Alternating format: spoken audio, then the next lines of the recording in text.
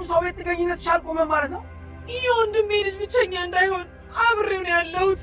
ወንድም ያሳጣሽ ከዚህ በኋላ ህይወትሽን ሲሆን ነው ማለት ነው። ተው እባክህ እንደዛ አታድርግ። ምክንያቱም እዚህ ቤት ውስጥ ውድቀቴን የሚፈልጉ ሰዎች አሉ። ታዲያስ የኔስ ሀሳብ ምን ሆነና? ያቺን ውድቀት የሚፈልጉትን ሰዎች ሰብስቤ ቀና ብለሽ ሜድሽን በዜሮ ነው ማባል። መብላት አልፈለኩም ለዛ ነው። እና ዛሬ መኖር በቅቶኛል። የሴጣን ጆሮ ይደፈን የኔ ልጅ። ዳግመኛ እንዲህ ስትል እንዳልሰማ።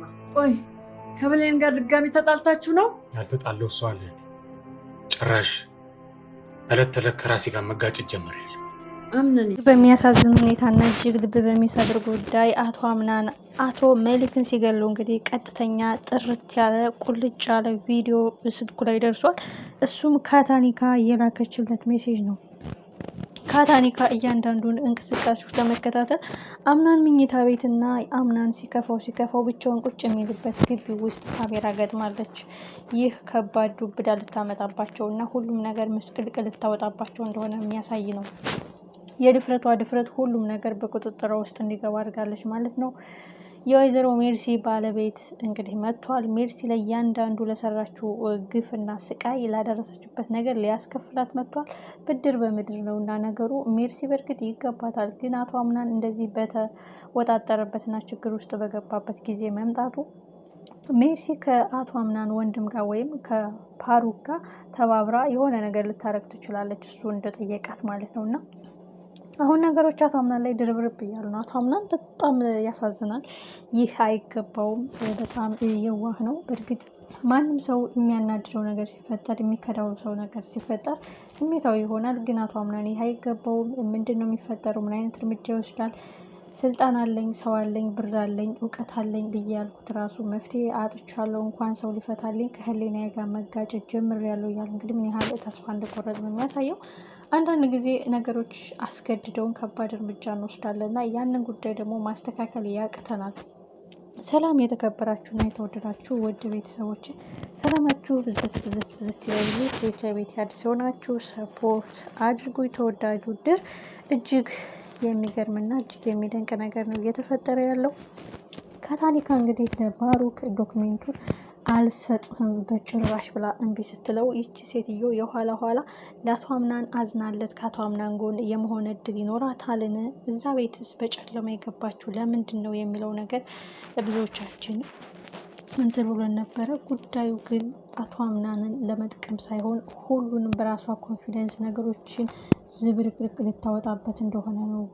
መታመን ካለብህ በራስህ የሆነ ስራ ሰርተህ እምነቱን አገኝ እንጂ በእኔ ባገኘው ዶክሜንት አይደለም ብላ እንግዲህ ሙሉጭ አድርጋ ነው እየሰደበችው አዱንም ማለት ነው ባሩክን። ስለዚህ ባሩክም ሌላ ወጥመድ እያሴረ ነው። አቶ አምናን ግን አሁን ማን ነው ከዚህ ወጥመድ የሚያወጣው? ማን ነው ከዚህ ስራ የሚያጠፋለት? በእርግጥ አሁን ይጠፋል ወይም ይመለሳል ወይም የሰው ህይወት ነው ይተካል የሚባል ነገር አይደለም ያለው አማራጭ ትክክለኛ ነገሩን ህሊናውን ሊያጸዳጁን ሊያነጻ የሚችለው ህግ ፊት ሄዶ በቃ የሚያስፈራራኝ ሰው አለ፣ ዶክሜንቴን ሰርቆኝ ብዙ ነገር አክስሮኝ ገድየዋለሁ፣ በቃ ከህሊና መሸሽ አልችልም። ከህግ ብደበቅም በብሬና በስልጣኔ ከህግ ብሸሽም ከህሊና ግን ልሾሽ አልችሉም። እንዲሁም ደካማ ጎኔን ተጠቅሞ ሰዎች እንዲጠቀሙብኝ አልፈልግም። መቀጣት ካለብኝ ቅጣቴን አግኝቼ ድርጅቴን መታደግ አለብኝ ብሎ መወሰን አለበት እንጂ በሚላክለት ሜሴጅ እና ቪዲዮ እየተሸወደ ነገሮችን ማጣት የለበትም። አቶ አምናን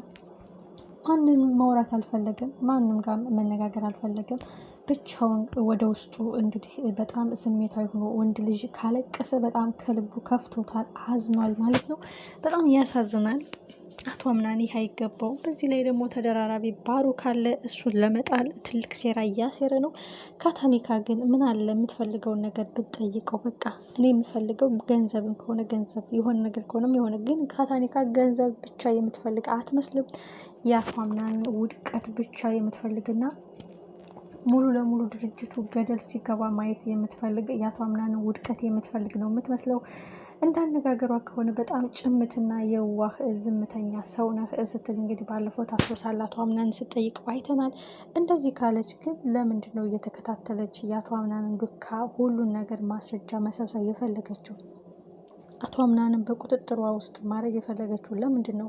የአቶ አምናን ቅጽበታዊ ፊዚካሊ ለውጦችን ለምንድነው ማወቅ የፈለገችው? ለምንድነው በዚህን ያህል ስር ሰዳ እያንዳንዱን የቤተሰብ ሚስጥር ማወቅ የፈለገችው? ምንድን ነው ፍላጎቷ? የድርጅቱን ኪሳራ ከሆነ እየከሰረላት ነው። አቶ አምናን ከባድ ጭንቀት ውስጥ ከሆነ ኦልሬዲ ትውት ያደርገዋል። ከዚያ አቶ አምናን ያለው አማራጭ እጁን ለህግ ሰጥቶ የሚገባውን ቅጣት አግኝቶ የተቀበረው ጫካ ውስጥ የተቀበረውን ማስክሬን በሚገባው ቦታ መቅበር ማለት ነው። ግን አቶ አምናን አሁን እዚህ ጋር በትክክል የገባው ካታኒካ እንዳረገችው ቁልጭ ብሎ ይገባ። ምክንያቱም ሳይበር ላይ በቃ ቴክኖሎጂ ላይ ስለምሰራ በዛ አጋጣሚ ኦልሬዲ የእሱን የስልክ ኔትወርክ ተከትላ እያንዳንዱ እንቅስቃሴዎቻችንን ታውቃለች ማለት ነው በማለት እንግዲህ አቶ አምናን ይሄን ነው ሊወስን የሚችለው።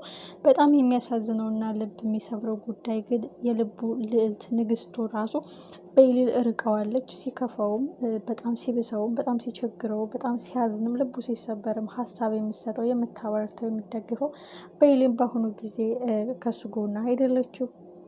ስለዚህ አሁን በዙሪያ ያሉት ሁሉም ጥላቶቹ ናቸው ማለት ነው። ማንንም አምኖ ሚስጥሩን ማካፈል አልቻለም። በመቀጠል እንግዲህ ሀያቱ ማንም ያየ ሰው የለም የሰማ ሰው የለም፣ በቃ ብቻዬን ነው የጨረስኩት ከአንድ ከማምነው ሰው ጋር ወደ መቃብር ቦታ ወሰድ ነው ብሎ ሲነግራትም አያትየዋ እንዴት ደንግጣ እንደነበር አይተናል። ስለዚህ አቶ አምናን በትክክል የተቀነባበረና እያንዳንዱን እንቅስቃሴ እየተከተሉኝና ማስረጃውን እየሰበሰቡ እንደሆኑ ነው እየተረዳው ማለት ነው።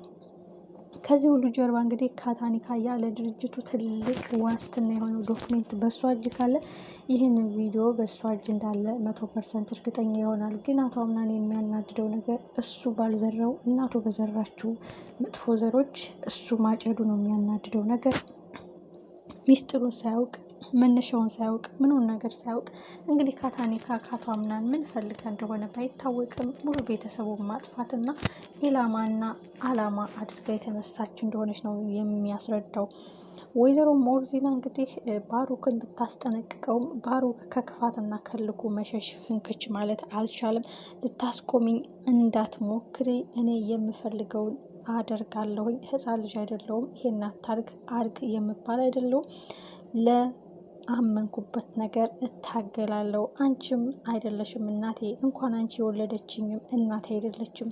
እኔ የሚገባኝን ህይወት ሳሰዱ አሳድጋችሁ ልጄ ብትይ አይገባኝም። እኔ የሚገባውን መስጠት ነበረባችሁ፣ የሚገባኝ ህይወት ማሳለፍ ነበረብኝ።